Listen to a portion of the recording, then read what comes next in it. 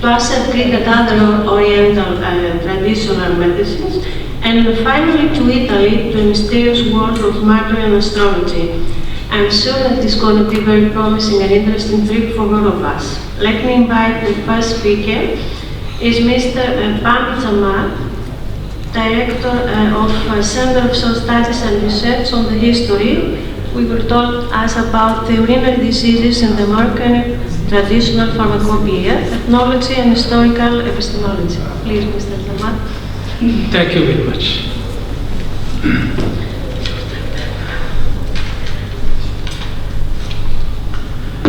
Thank you very much. Thank you for invitation, hospitality.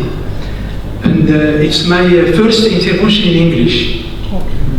It's my first. I give lectures in French and Arabic, but it's the first. It's not easy, but I do my best, and I count in your scholarship and your indulgence. I start my modest contribution by saying that in Morocco there is a paradox between cities and rural areas regarding access to medical care. Remote areas are a good reservoir of ancestral medical knowledge. Medicinal plants help people, especially in remote areas, to overcome medical problems.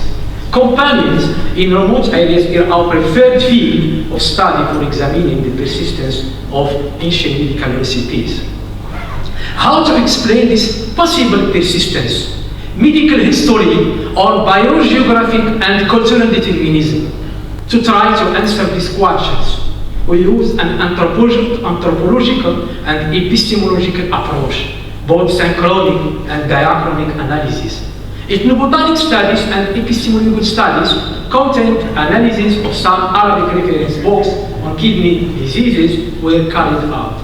I insist on the fact that the material support constituted by the vegetal drugs is for me the most credible way to bring out tangible information into the history and the culture of a given society, which requires long-term ethnological and botanical works. Here are the three regions of Morocco: Sahara, Rif Mountains, and Atlas Mountains, where ethnobotanical studies were carried. Rif, Atlas Mountains, and Sahara. In the field, remote areas in Morocco. The book studied historical epistemology. The second part of my research is a diachronic study of historical epistemology that would compare bookish medical recipes with the traditional recipes of pharmacopoeia. The books studied are the Priest's Book on Medicine by Abu Bakr Razi, Treatise on Stones in the Kidney and Bladder by Abu Bakr Razi, the Canon of Avicenna, the Viaticum of Ibn al-Jazzar of Kirwan, Taysir of Abin Zuwar and Darusia, the Book of Simplification, and Jami' al-Mufradat, Treatise of Sentence of Ibn al-Baytar. Note that the authors selected for this study belong to two different cultural fields, Maghreb and Andalusia on one hand, and the East, especially Persia, on the other. It's important to follow the evolution of the remedies in time, then to compare the time-resistant remedies with those of the traditional Moroccan pharmacopoeia. Before presenting the main part of my results, I would like to stress that despite the progress made by the Arabs in the field of experimental medicine, the contribution of Greek Latin medicine in Arab medicine is obvious, evident. To follow the influence of Hippocrates and Galen's medicine on Arab authors is another subject. Result and discussions. After analyzing the selected historical books of medicine, the therapeutic protocol about kidney diseases is summarized in the prescription of diuretics, drugs against kidney stones, anti-inflammatory oral or in the form of friction. In case of pain, the prescription of narcotics, the use of sitz bath to fight inflammation, activate circulation, and stop bleeding. In case of flatulence aggravating the pain, the associate diuretics and carminatives. The use of mucilages as emollient and against irritation of the urinary tract. The results of the epistemological study are summarized in the following table. Treatments according to authors: diseases, water retention, kidney stones, renal inflammation, flatulence, increasing pain, and continuous urine. The main remark is some remedies is considered unanimously as effective against renal diseases. Concerning diuretics, predominance of cucurbitacea, melon, cucumber, pumpkin, and umbelliferae family, parsley, celery, cumin, caraway, anise, amivisnaga, carrot. These two botanical families dominate the treatment. Concerning kidney disease stones, predominance of cucurbitacea family, umbelliferae, and malvaceae, come marshmallow and mauve. Other remedies which are repeated in our authors belong to minority families as flaxseed, caper, cowgrass, cinnamon, asparagus, psyllium, plantago, psyllium, chamomile, camomatricaria, camomilla, fenugrec, trigonella, phenolgricum, and alfalfa. Plants know that to be effective against kidney diseases are given combined with other plants having a complementary effect in the form of decoction, oxymel, or friction. Results of the ethnobotany study. Some plants are used in the traditional Moroccan pharmacopoeia according to ancient theory of signature. Example, Anageris fetida, its seeds, kidney-shaped, are prescribed for kidney diseases. Medicago sativa, alfalfa, are used against inflammation of the kidney, form of kidney. It what follows, I will present the results of the comparison of the recipes collected by the ethnobotanical study with the recipes of the traditional Arab medicine. I separated for methodological reasons between the diuretic plants and the plants used for against the pathology kidney. The following table is for diuretics. For example, diuretics plants in Moroccan pharmacopoeia result 80% of diuretics are cited by ancient authors, especially Andalusian and Maghrebian authors. The remaining 20% are in general endemic or introduced plants. For example, diuretic plant, Bryonia dumica, Erica multiflora, Pimpinella anisum anis, Sambuco conchinentis, Sinara scolinus.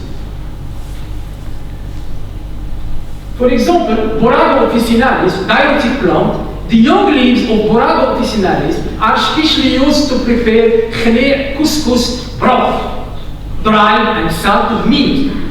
This dish, because of the large amount of brine it contains, is likely to cause water retention. This is the reason why borage, whose diuretic properties are known, is added to the broth. In other couscous recipes, borage is not usually used. And pilgrimage contributes on the spread of medical knowledge, for example, hibiscus subdarifa. One plant, Saharian plant, endemic Saharian plant, not cited by the Arab authors, Lictadinia pyrotechnica. The nomads say that when the wolves bar food in the sun, the burning sensation in the feet extends to the navel, to the point where they can no longer urinate. So they bring the deduction of this plant. It's what follows.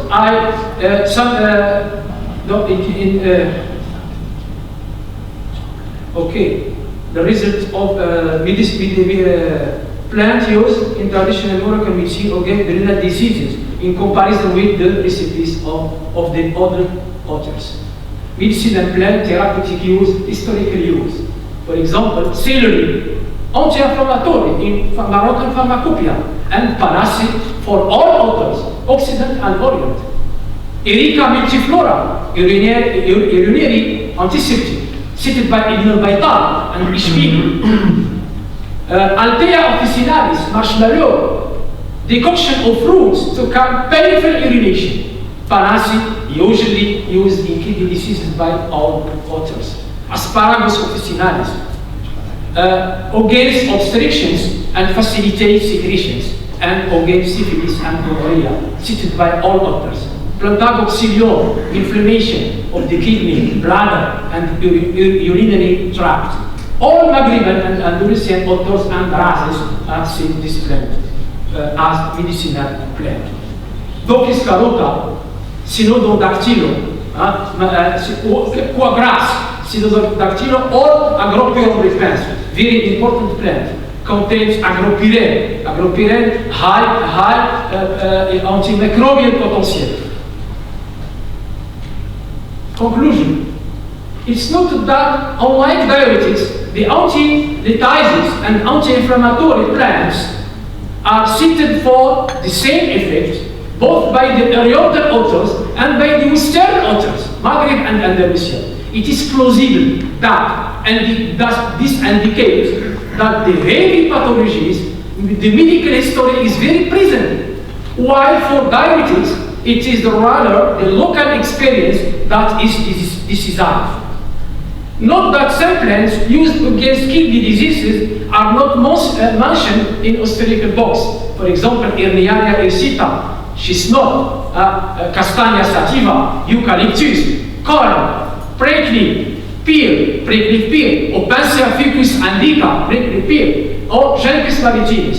The introduction of these plants into the pharmacopoeia has given rise to new recipes where old plants and new plants are mixed. This, in our view, represents a form of renovation in traditional treatment. For example, anti-inflammatory mixture against kidney diseases, chestnut, eucalyptus leaves, corn stalks, prickly pear flowers, pennyroyal, menta, pillicium, lavender, chamomile, quagras, Genicus, a decoction. Okay, it is the renovation in treatment. Finally, how this ancestral scientific knowledge has reached remote area in the mountains? Big question. This is my hypothesis as historian and anthropologist. Given that Al-Qarawiyyin University in Fez and the schools of Fez which were annexes of the university was since the 3rd century the center of scientific attraction for our scholars of knowledge in all fields who came from all over Morocco and from outside the country to complete their academic studies. On returning to these villages, they carried with them knowledge which they passed on to others interested in science, but they carried books with them. These books become private property or are placed in libraries, especially in this area, which provided religious, social, and educational functions. Over time, this bookish medical knowledge has been transformed into a popular knowledge, restored certainly in its purely academic aspects, but keeping the essence of the recipes in their natural form. The material support of traditional medications consists of spontaneous plants as well as exotic plants supplied by herbalists during the weekly rural soaks, without forgetting that faqirs in the mosques having at their disposal Arabic medicine books contribute to perpetuate the medical knowledge and to relieve the evils of the people of the village. Conclusion. This is a Qarawiyyin mosque and in the past the big university and the school, the madrasa or schools, infants. The conclusion. Without natural medicine, this Moroccan people would be in a dismal situation. The economic law doesn't justify the use of medicinal plants, not the folklore, but the true medicine. Ancient remedies help fight the ills of people in remote areas. Mountain people benefit from science-proven remedies. Ancient authors are present in the remote area of Moroccan Atlas Mountain. The people of the Campania in very difficult situation benefit all the scientists than contemporary scholars.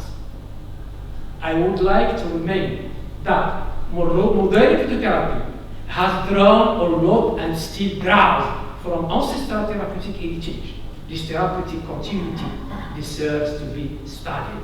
Medicine by nature deserves to be re-examined. Thank you very much.